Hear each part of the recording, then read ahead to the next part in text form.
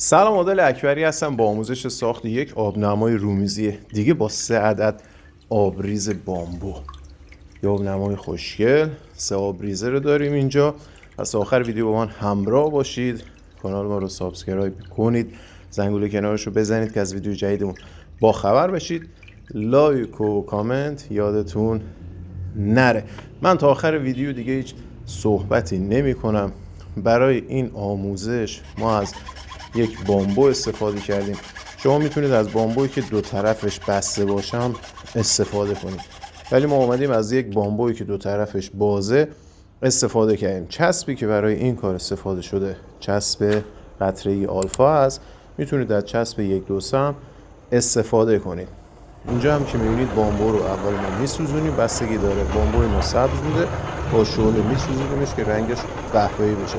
شما اگر بامبوی قهوه‌ای تهیه کردین که خب نیاز دیگه به سوزوندنش نیستش. بعد میایم دو طرف بامبو رو با چوب میبندیمش، چسب آلفا میزنیم و دو طرفش رو میبندیم و سنباده میزنیم که سطح 1 دستی داشته باشه. برای اون 3 تا آبریزم از نی استفاده میکنیم.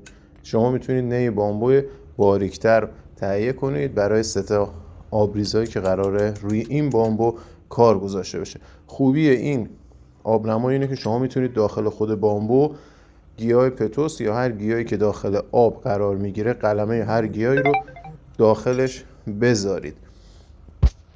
و نکته بعدی این که شما این آبنما رو، این ست بامبو رو میتونید روی هر ظرفی بذارید، ظرف سرامیکی، پلاستیکی، سوالی. فقط مهم اینه که کف ظرف بسته باشه و آب از کف ظرف خارج نشه. پمپی هم که برای این آبنما استفاده شده پمپ مدل Q100 هستش که از سایت دیجیکالا، تروب یا از آکواریوم فروشی ها میتونید تهیه کنید. توضیحات کامل رو من دادم برای این آموزش، پس شما تا آخر ویدیو حتما نگاه کنید. هر جا که دیدین سوال داشتین حتما زیر همین ویدیو کامنت بذارید، من پاسخگوی سوال شما خواهم بود.